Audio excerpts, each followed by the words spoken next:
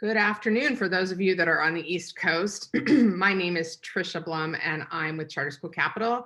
I'm joined today by Dr. Ramona Bishop with Elite Schools. In just a moment, she's going to introduce herself. We're going to talk about financial strategy, how to keep an emergency from becoming a crisis. Dr. Bishop, would you like to introduce yourself? And then I'll talk a little bit about myself, and then we'll share our great idea about how we're going to run the webinar. Does that sound good? Thank you. Good morning, everyone. I'm Dr. Ramona Bishop. I'm a 25-year educator who has been student-focused for that entire time, as we all are. I have focused on urban schools, been a teacher, a principal, a director, a superintendent, whatever you can name in a public school system, I have been that person.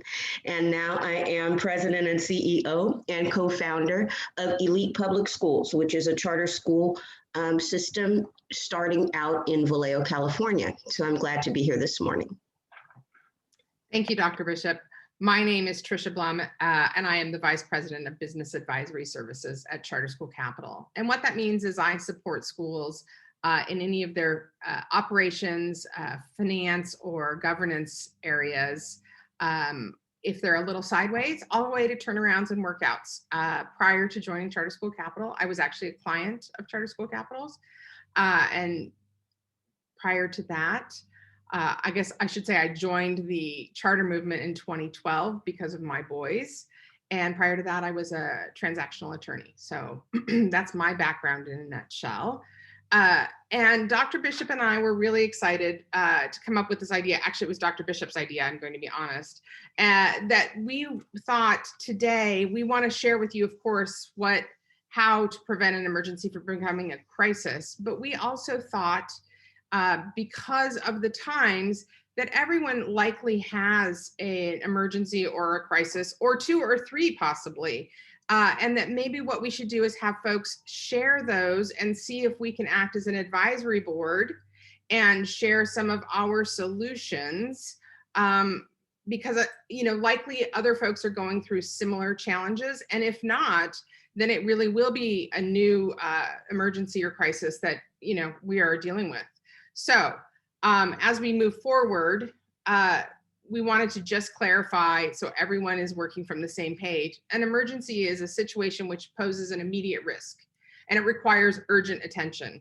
An easy example, which some of us have suffered, is your HVAC system goes down in the winter or in the summer for those of you that are in Arizona. And then an emergency, a crisis, is when it is an emergency with no reasonable path forward to solving it. And that's where your HVAC system goes down in the winter and you have no cash on hand to fix it. So that's just really quickly the definitions that we're working with today for emergency and crisis, and an example. I think now Dr. Bishop's going to share a little bit about a couple of her crises or emergencies. Yes, so our charter school is brand new. So our first year of operation was 2019-20.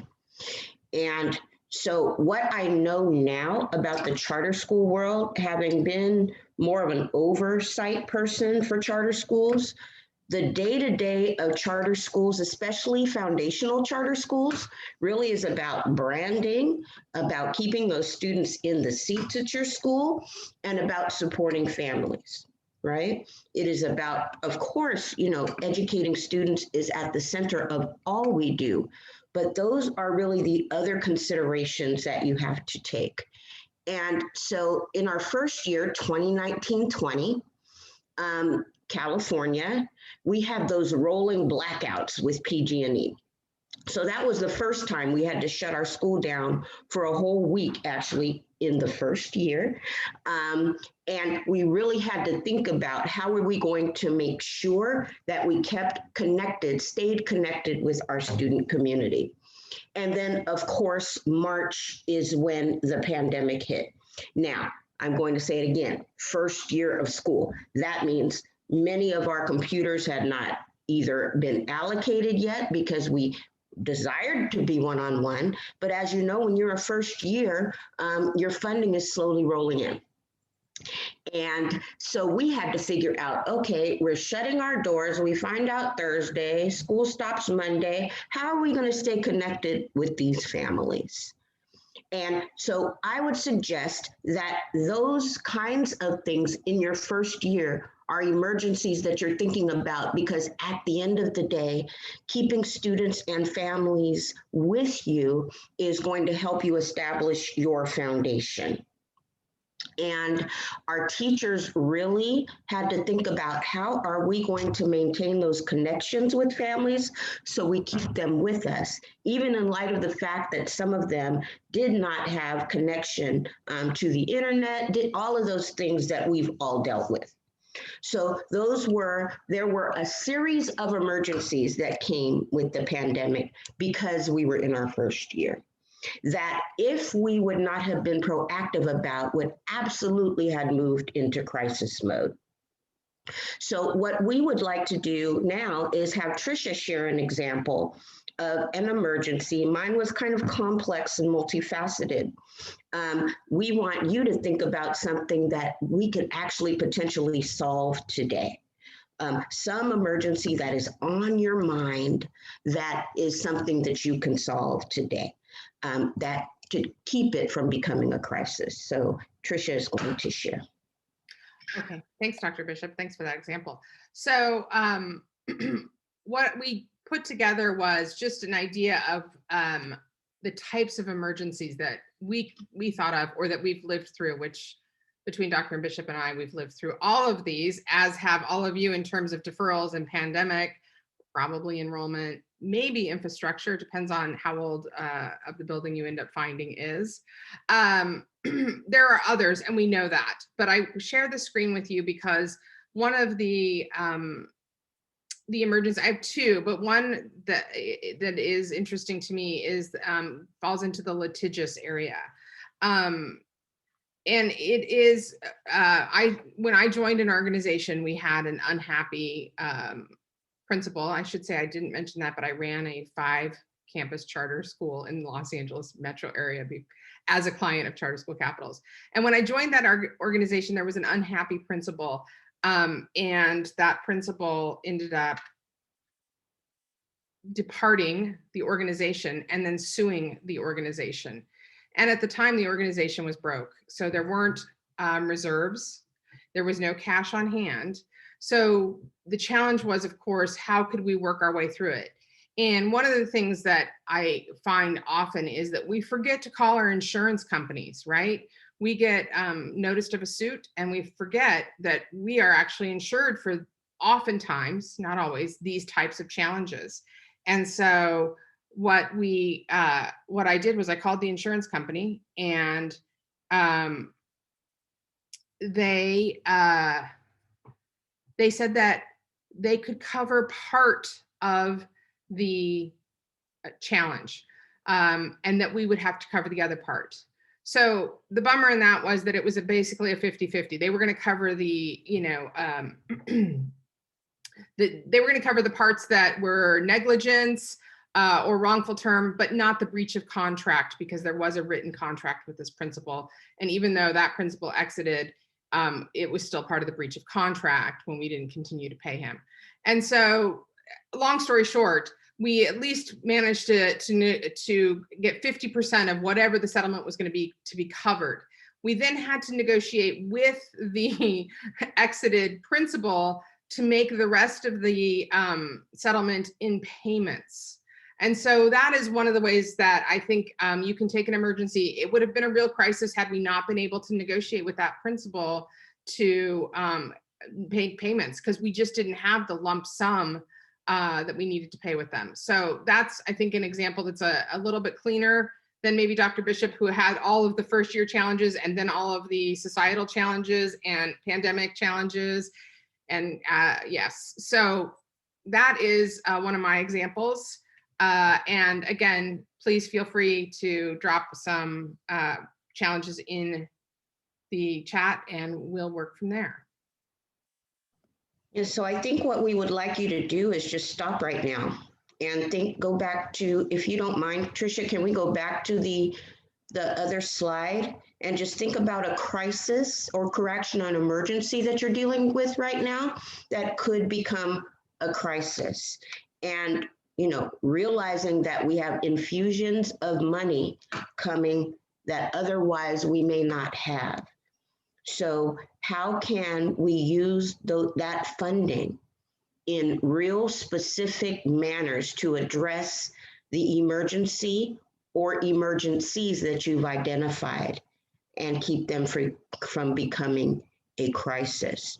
So can everybody just take a few minutes? We're going to stop talking for about 2 minutes and allow you to just reflect and think about what is your emergency right now? What is it?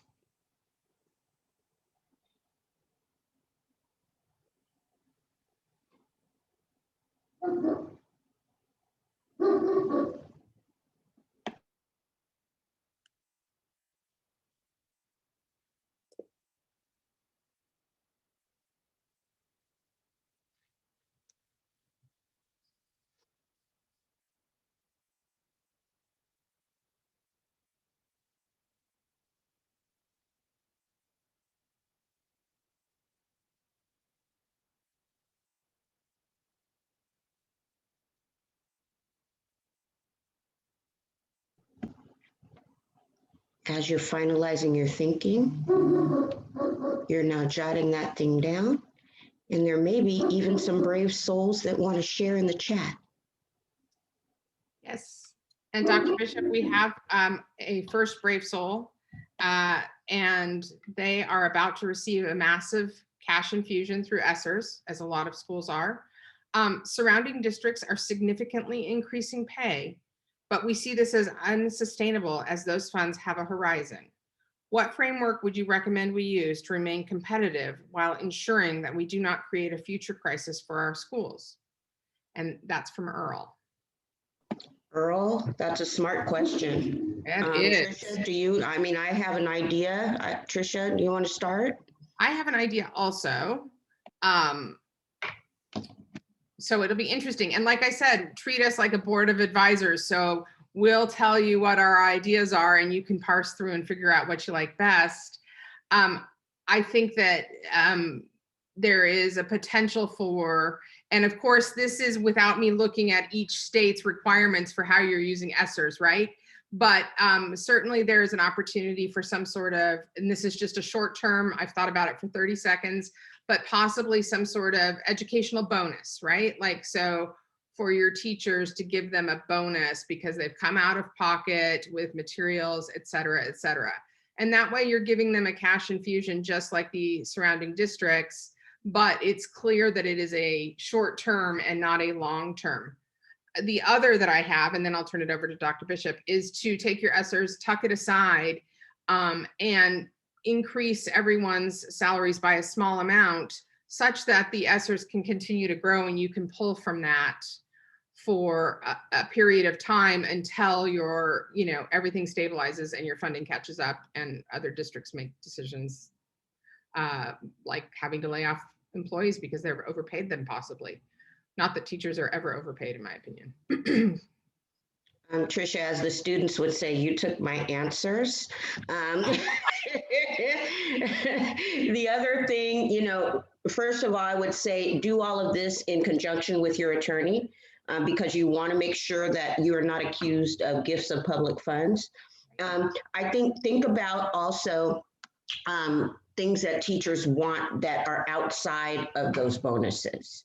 So wouldn't it be nice to provide technology in every classroom that's just that cutting edge technology that you otherwise would not have been able to provide?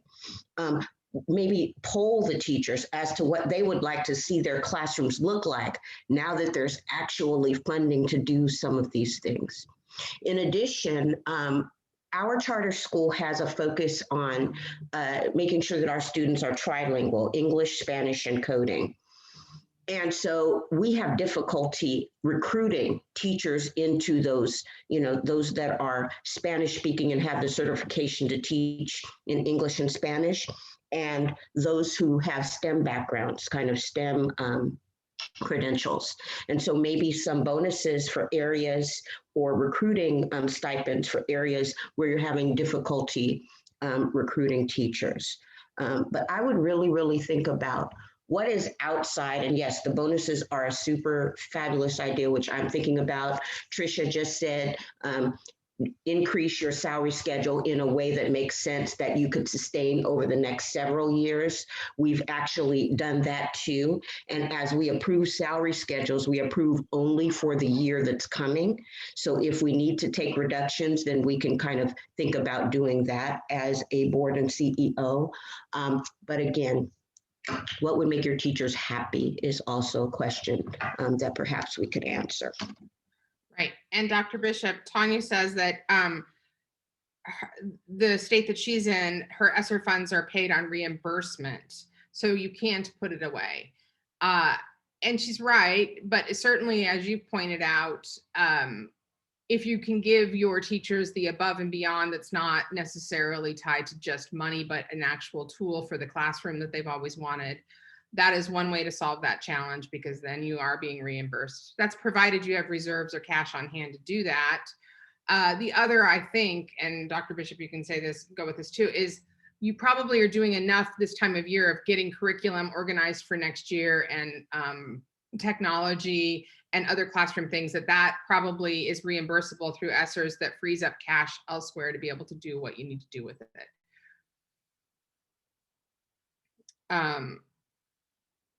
All right. Anyone else? Anyone else? I think the ESSERS one is great. That's a really current one.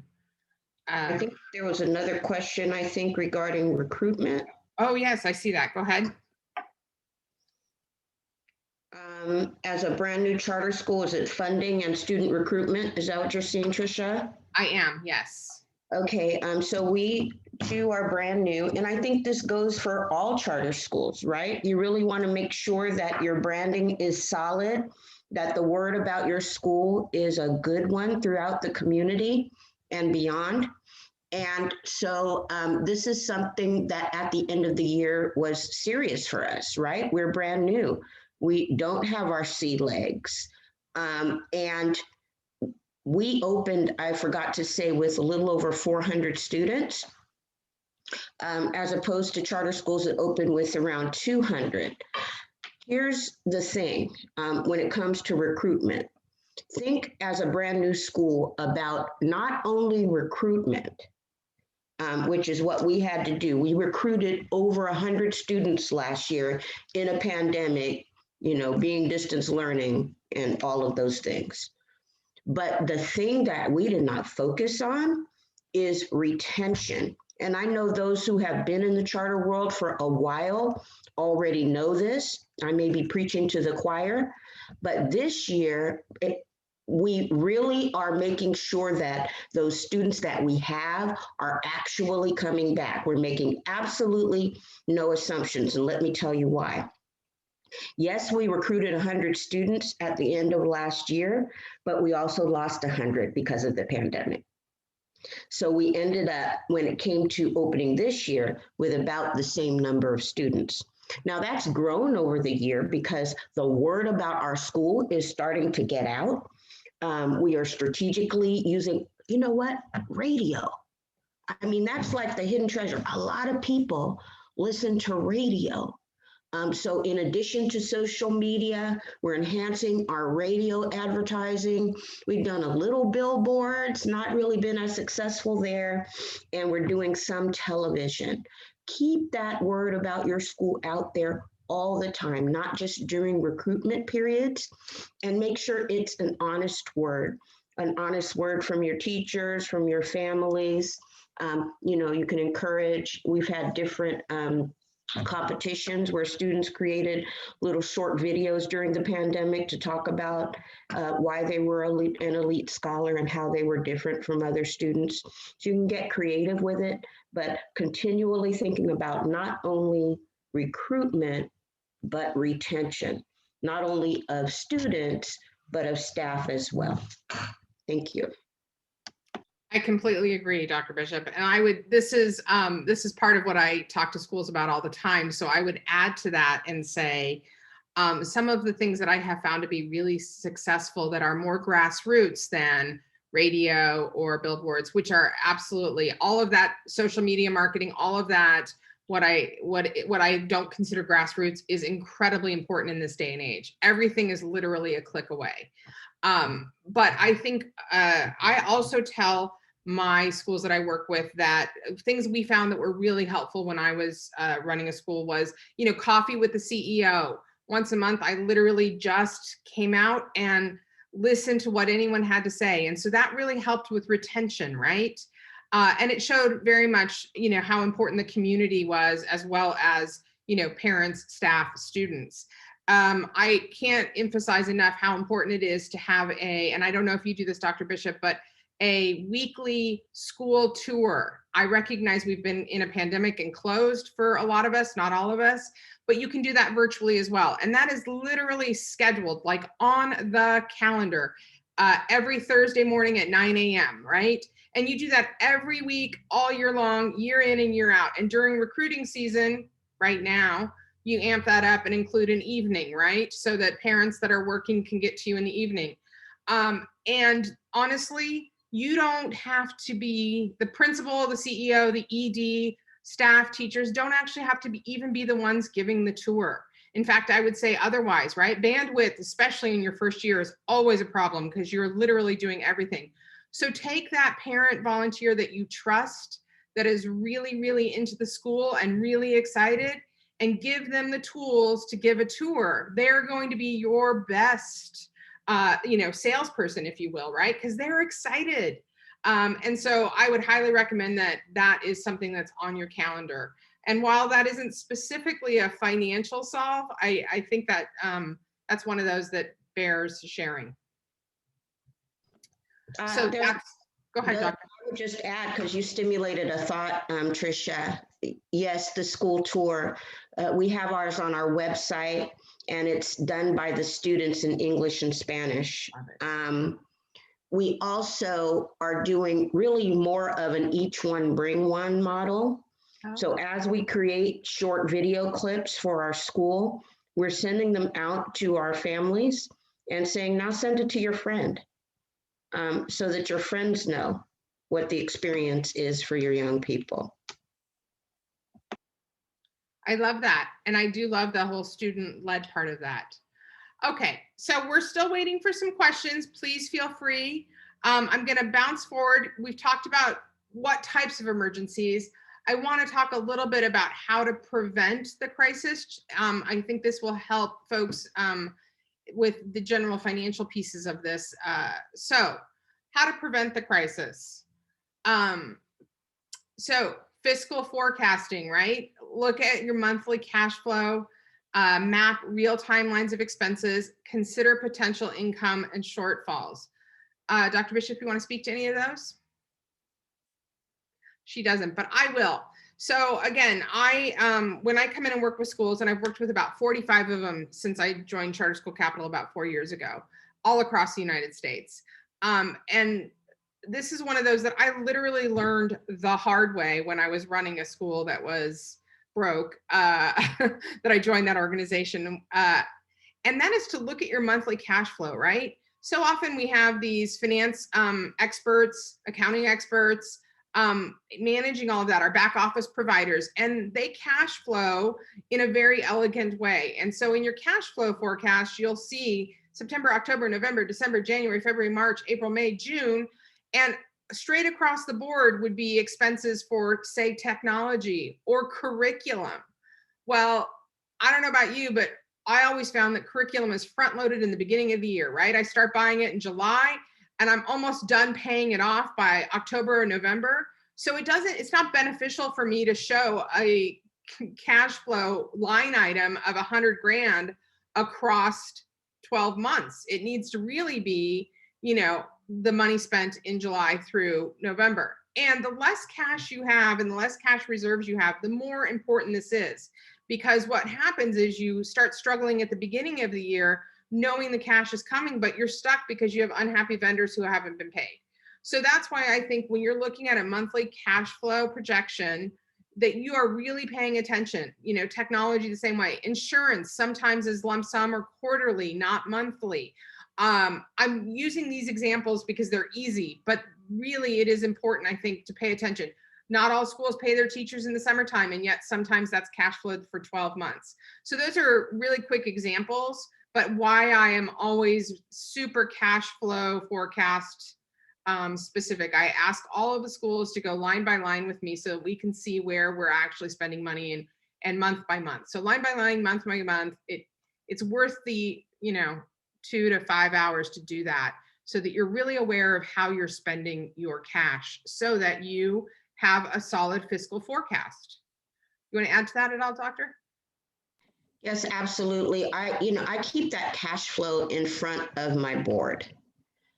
Every single month we talk about cash flow, and we have a budget advisory meeting prior to our board meeting where we go over it in detail. So I concur with Tricia that this is a critical piece, very, very critical to maintain, especially again in your first year with the way that funding flows, particularly in California. It may be the same in other states. So mapping real-time line of expenses goes along with that. And again, we mentioned potential income shortfalls. So you may, like Dr. Bishop has said, she gets a large chunk of cash as a new school in October and another large-ish chunk of cash in January. And so she has to figure out how to make sure she keeps reserves or cash on hand to pay all of her monthly accounts payable between those big payments, right? And so again, be prepared for what's coming so that you know how to manage your vendors. You can tell them, I'm not going to pay you this month, I'm going to pay you double next month, which vendor management is a huge part of this, even if it's not on here. And or make sure you have the cash saved so that you can pay them. And I think ESSERS is a really important one, because if it is reimbursable and you're short on cash, it's hard to spend that money to be reimbursed on that. So that in and of itself is one of those that you should, like, I highly recommend that you spend time looking at your fiscal forecast line by line, month by month, so you can make sure you get that spent in the appropriate amount of time. Fiscal contingency. This is interesting to me only because Dr. Bishop and I were talking about it as we were preparing for this. And we recognize that most all states charters require some sort of reserves. Those are absolutely required as part of your charter contract. Sometimes it's a percentage of your revenue, sometimes it's days cash on hand, but there's a requirement there. And the idea is that those reserves, as everyone knows, are used for crises and or capital improvements. The challenge with it is that some authorizers and districts will hold a school accountable if they've created the reserves and then spent them. So I always recommend to schools that if they can plan to always make sure that there are reserves in their reserve account that are within the guidelines of the agreement or contract with the authorizer, they should have that. And then they should create a contingency fund for these occurrences, so that when the HVAC goes out, or when the tree falls on the roof and there is asbestos found in the roof, you have actual contingency fund to pay for those. And along with the contingency fund and reserves, you can create what I call a capital improvement account. I don't call it that, the finance industry calls it that, but a capital improvement account where you can funnel funds also to save for your forever home, or to add a new playground, or any of those capital improvements that you do, so that it's not actually coming out of your reserves. The other part of that, of course, is negotiating with your authorizer such that you can actually use your reserves. So I always think of, savings in kind of three buckets: contingency, reserves that are required contractually, and then a capital improvement. And for schools that are brand new, they're just trying to build reserves mostly. And so we hope that, an emergency doesn't turn into a crisis and you need to get into that in your first couple of years, though it does happen. Plenty of cash on hand, again, in your first few years, not an easy reality, but keeping plenty of cash on hand or contingency is really important. And then there is backup financing, which you can look at. I never ever recommend this, but I do know in my very first foray into the charter industry, I was chief operations officer, and the founder actually had a credit card in her name, which was our backup financing, right? And it had an incredibly high limit, and we used it regularly. Not a best practice in any way, shape, or form, but that's a type of backup financing you can use for sure. So anything you want to add on the fiscal contingency part, Dr. Bishop? Just that this is where we live right now. In year 2, and with the ESSER funding coming in, we actually have some money to consider putting into, particularly into capital reserves. And in addition, any upgrades that we make, we're currently on a Prop 39 agreement, and that simply means that we're utilizing a space that is provided to us by one of the public school system, and we pay a lease for that.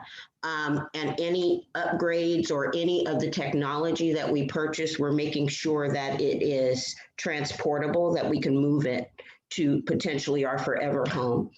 So we're in this place of beginning a conversation with the board about capital reserves and about the potential of moving into our own facility, or, you know, whether or not we'll stay where we are. We're really in the midst of all of this. So this kind of planning is critical right now that we actually have some money to talk about, now that we're in year 2. And we realize that everybody is in different spaces in their implementation of their charter petition, but that's just where we are right now. Right. I would say the more mature schools certainly have backup financing options different from the emergency credit card that the founder is either co-signed or has just in their own name. And that is, you know, financial institutions, banking institutions, charter school capital, of course. I'm not plugging us. I'm just saying we are part of that backup financing strategy. So those are strategies for, I think, more mature schools that they can work with their CFO or back office provider so that they have access to those funds. I do want to say, Tricia, I apologize for interrupting you, but Charter School Capital is our partner, and quite frankly, I've said this over and over again, we wouldn't exist without their support and care. And I don't put my name behind many folks, but they are the real deal. This year, we were faced with deferrals in California. And so it would have been the case that a little over $1 million would have come to us at a time when the kids are already gone for summer. So Charter School Capital fronted us that money. And again, they don't just do it because they love Dr. Bishop. That is absolutely not why. They have a real process that they take us through, but their process actually helps us with our planning. All of the conversations that we have are really around strategic ways to keep your organization growing and keep your organization financially healthy. And so if it is the case that you are struggling with some of the ways in which to deal with your long-term goals, they're really a great partner to do that. Thank you, Dr. Bishop. And you are great. So we're always happy to be with you, but thank you so much. And it is true. We are very much invested in education and the charter school movement. And we really want to support schools so that they can, you know, thrive and focus on what's really important. And the whole reason they got into it anyway, right, is to educate and teach and provide sanctuary for those students. We do have a couple more questions. I'm going to go with the first one, and then Dr. Bishop, there's one specifically to you. But the first one I have is, what percentage reserve levels do you recommend, and for which categories? Capital versus other events. And then the next piece of that is, on what base do you recommend multiplying that reserve percentage, state and local dollars, or on total revenue and funds, including grants? And so my first statement to you,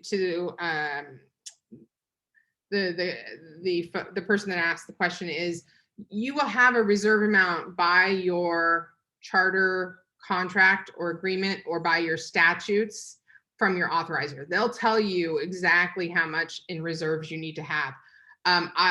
I work with a school in Arizona, and it's a cash on hand situation. So it has to have 28 days, I think it's 28 days of cash on hand of that revenue for that year. And so as revenue increases, so does their amount of cash, but they have to have 28 days, essentially a month, if you will, of cash. When I was running my school, it was a percentage of our revenue for the year. And again, as revenue increased or decreased, that increased or decreased. So the easy part of that whole question is you have to do whatever is contractually obligated for you to do by your authorizer or district. Then the next one is which categories, capital versus other events. And I would work with your BOP or your trusted financial advisor, your accountant, whomever you work with to manage your financial aspects, and talk to them about it. I always think a 10% contingency.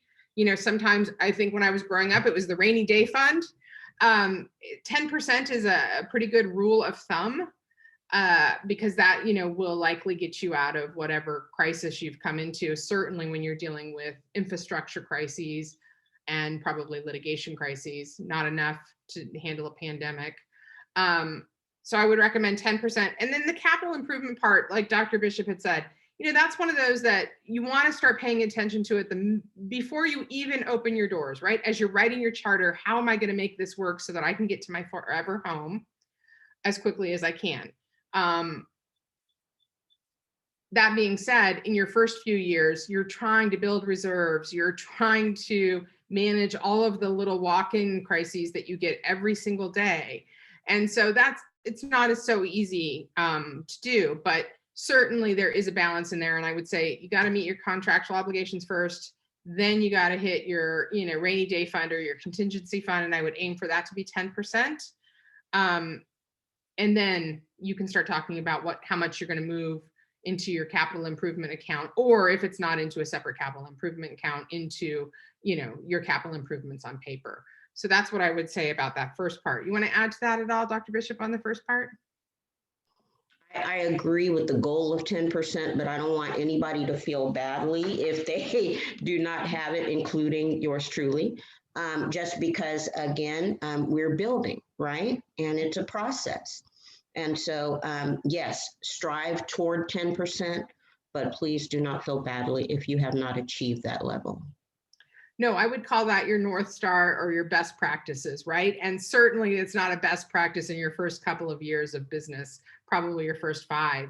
But again, it's that I liken it to when your parents first if they did give you allowance and you were supposed to save half of it and spend half of it, get the discipline, even if it's, $30 a month, so to speak, right? Because sometimes I know even on a $4 million budget, that's how much you have left. So yes, point well made, Dr. Bishop. Okay. On what base do you recommend multiplying the reserve percentage state, local, or on a total revenue and funds, including grants? I don't usually include that. If you have revenue from grants or fundraising, I do not include the reserves or the contingency fund or capital improvements as the percentage I'm trying to hit. Probably best in class would say that's good, right? The more you save. But I think grants are usually pretty specific, and fundraising often is as well. Sometimes the fundraising doesn't even go into the operating accounts. So that's a short answer. Again, talk to your actual trusted advisor on that so that you have a good sense of how to make that work. Dr. Bishop? Agreed.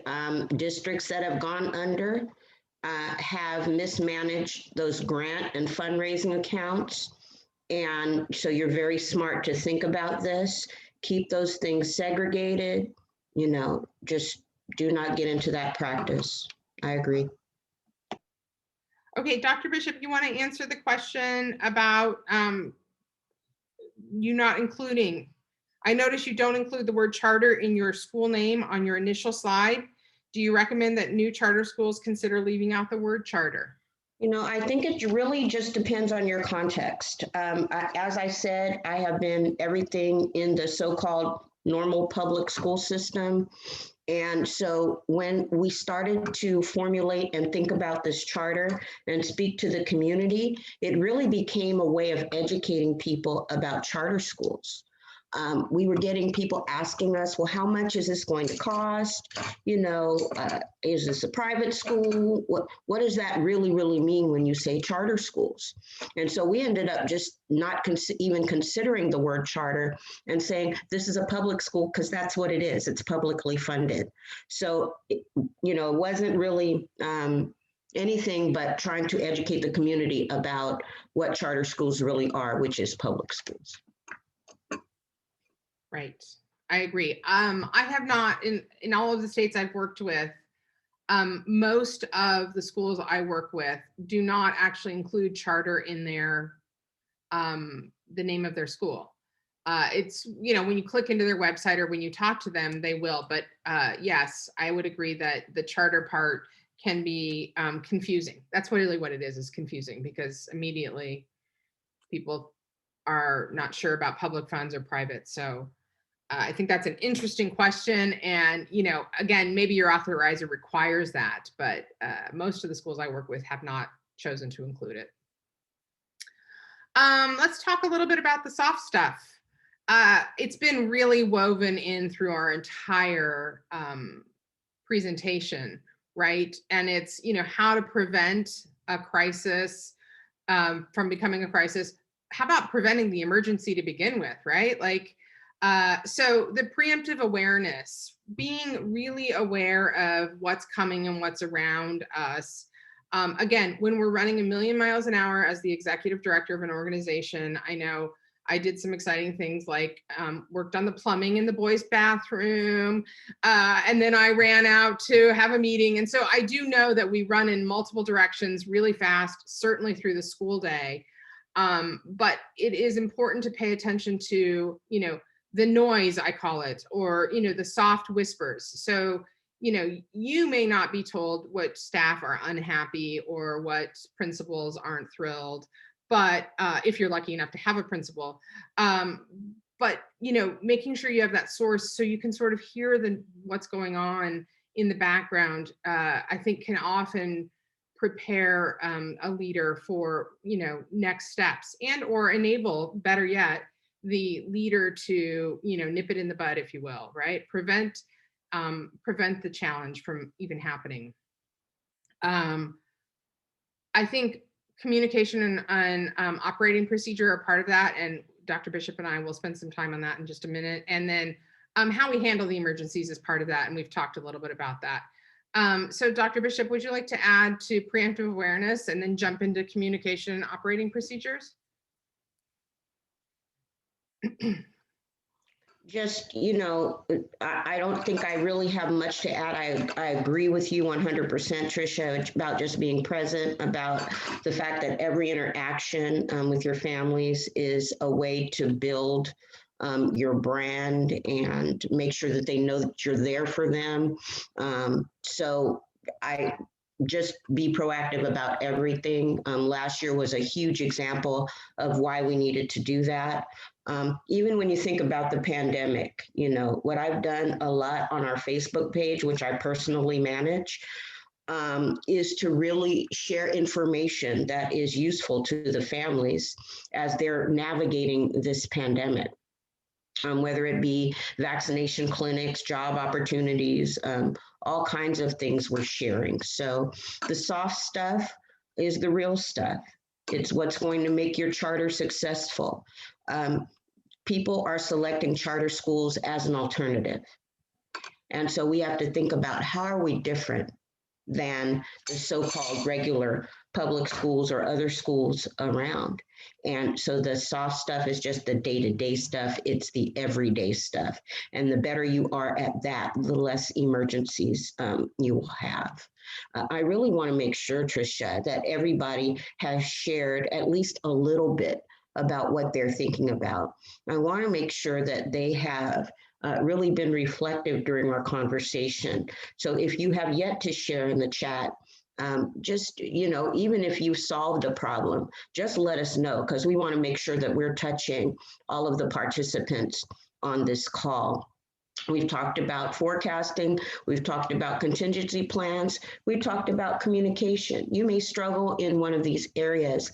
Even again, if you've solved it within your thought process, we want to know about it. If you haven't, please make sure to check in with the chat and let us think with you about whatever you're thinking about. Right, and we have about 10 minutes left, so now's our time to get our questions in. We have a question. How were you able to fund the startup of your school before CS Capital got involved? I think that's Charter School Capital. And what are some ways you recommend people try to find funds for their startup school? And I have some ideas, but let's listen to yours first. That's a great question. So we were really in the foundational stages, creating our petition, and looking at some preliminary numbers when we figured, we're going to have a $2 million problem at the beginning of our opening. There must be a way to deal with this. So we were working closely with the Charter Schools Association in California, and they gave us a couple names of companies that actually do this work in charter school financing. For me, responsiveness is everything. If I cannot get you on the phone or to respond to an email when there is an emergency or a crisis, then I know that I won't be able to get you on the phone. So if at that initial inquiry, I don't hear from you within 24 hours or less, then I know you're not a business that I can deal with. And so when it came to Charter School Capital, we were in the midst of it. The politics were heated. There was a lot going on with, oh my goodness, they're trying to establish this thing even before we put the petition forward. And so we were looking for that partner that would help us. And immediate responses. A letter from Charter School Capital that said that we will, with certain caveats, we will be there to support this school. $2.9 million, I think, is the number they put on the letter based on what they read in our petition. So that was the beginning of our relationship. Moving into implementation, they fronted us the money before we had students in the seats. They fronted us the funding so that myself and my deputy could begin our work during the summer before we open. We could begin hiring staff and getting our classified staff in place so we could begin to organize. And that was just based on what they saw in our student projection. Now, again, you have to have your business taken care of before you approach them to be your partner. But once they saw we were taking care of business and we were serious about opening with close to 500 students, then they came right alongside us and partnered with us. And it's been seamless since then. We have every 2 weeks, we have a conversation with our partner to really talk about what we need and where we're going. And what I told them is our job is to work away from this partnership. We want to get away from you all. We love you, but we want to get away from you as quickly as possible and be self-sufficient. And so they have been amazing in that effort. And what they also do is help us have a different take on what our budget and cash flow looks like. We have those conversations about, we're not quite seeing it this way. Do you see it this way? And that helps us be even more confident in what it is that we're putting forward with regard to our budget, cash flow, and budget reports that we give our board. So I know I was a little long-winded, but that is a really great question. And I wanted to make sure that people see that CSC is the real deal and that they are responsive, because that's what you need during regular times and during an emergency and a crisis. Absolutely. Thank you, Dr. Bishop. I would add to that and just say, one of our goals at Charter School Capital is to work for a long time, be a partner for a long time, off and on with our schools. So we love to start a relationship when the school is brand new and needs, working capital to just start their business. And then, we take a little break because you are self-sufficient and you don't need us. And then you come in And we might do some enrollment marketing with you. We might provide high growth working capital because you're growing, largely in some states that the funding for that lags behind. And then, we'd like to come back and do facilities financing. So we want to have a forever relationship with you, but it doesn't mean that we're always in close contact with you, right? Because every business has a cycle. And so we cycle with that. Come in and do working capital. We'll do enrollment marketing and high growth capital. And then we'll help you fund your facility so that you have your forever home and then continue to improve upon that. And so we come and go, but we want to remain, friends for life. That sounds so funny. All right, 7 minutes. Any more questions? We've had great questions.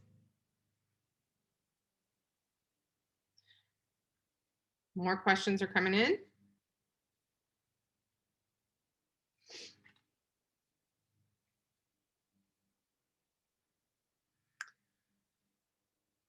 Any thoughts you want to share why people are typing, Dr. Bishop? Yes, I'm just very happy that we've had the level of participation that we did.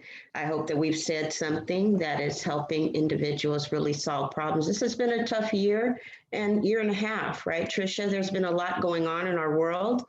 And there may be things that are unstated that you're not willing to talk about here, but we just want to make sure that you all are okay and that your schools are thriving at the end of the day. So if there are any additional questions, we're glad to take those before we go. But we want to acknowledge you all as leaders, as teachers, as supporters of students at this very difficult couple years that we've gone through. Yeah, I agree. Thank you. There's a question specifically about what type of documents and regarding, I think it's for proof of startup, enrollment applications or other types. I think that's specifically to what you started with when you were working with us. My short answer is just, it depends on what state you're in and what the requirements are. You can call me and talk to me. Dr. Bishop, you can answer that, of course, but that's a pretty specific question based on state and district. Yeah, it's just best practice. They would be looking at our enrollment process, looking at our rosters, the things that we are claiming. Do we actually have such things? But I would agree with Tricia. You just work with CSC as far as what will satisfy their need to see that you are who you say you are and your numbers are what you say they are. Absolutely. We have a question specifically about what do you think of new market tax credits for working capital or to help acquire a facility? I think that really is more a question specifically for your trusted advisors that you're working with, your BOP, your board, your leadership team, and to run the numbers and then look at the soft stuff and determine what's really best for your organization. Of course, I work at Charter School Capital, so I don't want to color that answer. So Dr. Bishop, if you want to add to that, that would be great.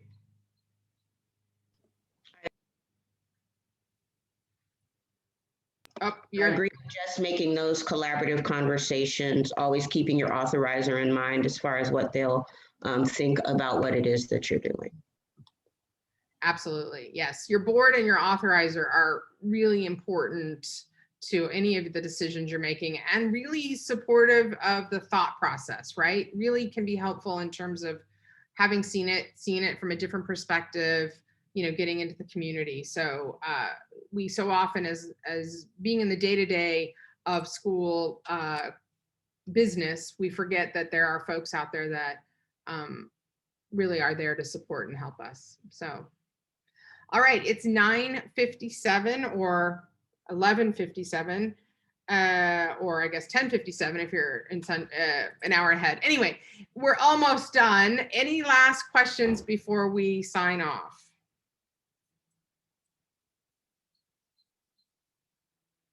Dr. Bishop, any closing remarks you want to make before we sign off? No, I think I already just said thank you to everyone for your support and being here. We hope again that you have taken something away from this day. I certainly have. I've kind of learned a lot about what it is that you're thinking about, and it helps me go back and be a better CEO for my school and my students. So thanks again. Thank you. And let's see. Before we all go, you're welcome to take down our information and give us a call and reach out. Dr. Bishop, I see that your contact info isn't on here, but they can reach you through your school administration office, correct? So please reach out with any questions. We're happy to support you. We're happy to help you. We'd like to work with you on anything. Dr. Bishop is available for questions if you need to ask her some questions. She's got a great perspective from all sides. Thank you all for joining. And Dr. Bishop, thank you again for your time and your wisdom. We really appreciate it. So thank you. Thank you, Tricia, and thank you, Dr. Bishop, for a wonderful conversation. And thank you all for joining us today. We will share the recording of today's webinar via email, along with the contact information for our speakers. Thank you again, and have a wonderful afternoon. Bye-bye.